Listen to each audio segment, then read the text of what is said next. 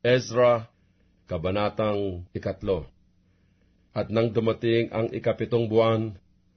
at ang mga anak ni Israel ay nangasa mga bayan,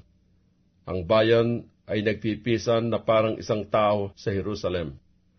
Nang magkagayoy tumayo si Hisua na anak ni Josadik, at ang kaniyang mga kapatid na mga saserdote, at si Zorobabel na anak ni Shealtiel, at ang kaniyang mga kapatid, at itinayo ang dambana ng Diyos ng Israel, upang paghandugan ng mga handog na susunugin, gaya ng nasusulat sa kautusan ni Moises, na lalaki ng Diyos. At ipinatong nila ang dambana sa tuntungan niya, sapagkat ang takot ay sumakanila dahil sa mga bayan ng mga lupain, at kanilang pinaghandugan ng mga handog na susunugin sa Panginoon,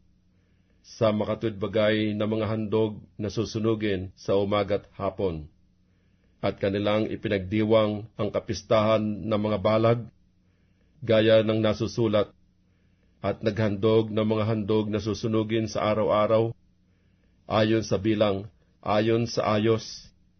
gaya ng katungkulang kinakailangan sa bawat araw. At pagkatapos ng palaging handog na susunugin, at ng mga handog sa mga bagong buwan, at ng lahat na takdang kapistahan sa Panginoon na mga itinalaga, at ng lahat na naghandog na kusa ng kusang handog sa Panginoon. Mula sa unang araw ng 7 buwan, nangagpasimula sila na nangaghandog ng mga handog na susunugin sa Panginoon. Ngunit ang tagat-tagang baon ng templo ng Panginoon ay hindi pa nalalagay. Sila'y nangagbigay rin naman ng salapi sa mga kantero, at sa mga anluwagi, at pagkain at inumin at langis sa kanila ng mga taga-Sidon, at sa kanila ng mga taga-Tiro, upang magdala ng mga kahoy na sidro na mula sa Libano na paraanin sa dagat, hanggang sa Jopa, ayon sa pahintulot na nangagkaroon sila kay Ciro na hari sa Persya. Nang 2 taon nga ng kanilang pagparoon sa bahay ng Diyos sa Jerusalem, sa 2 buwan, nangagpasimula si Zorobabel na anak ni Shealtiel, at si Hisua na anak ni Josadek, at ang nalabi sa kanilang mga kapatid na mga saserdote at mga Levita,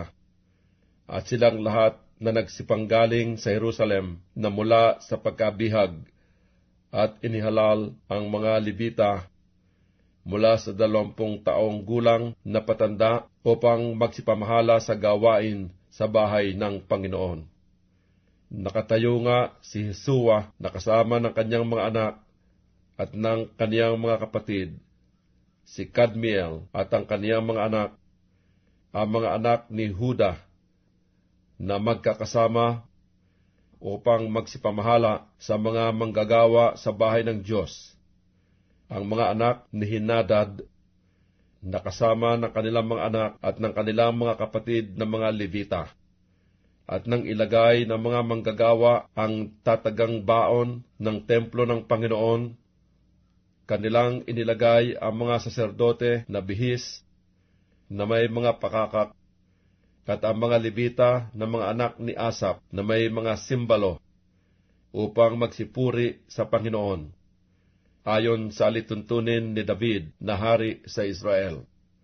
At sila'y nag-awitang isa't isa sa pagpuri at pagpapasalamat sa Panginoon, na nangagsasabi, sapagkat siya'y mabuti, sapagkat ang kanyang kaawaan ay magpakilanman sa Israel. At ang buong bayan ay humiyaw ng malakas, nang sila'y magsipuri sa Panginoon, sapagkat ang tatagang baon ng bahay ng Panginoon ay nalagay. Ngunit marami sa mga saserdote at mga Levita at mga pangulo ng mga sangbahayan ng mga magulang, mga matanda na nangakakita ng unang bahay, nang ang tatagang baon ng bahay na ito ay malagay sa harap ng kanilang mga mata,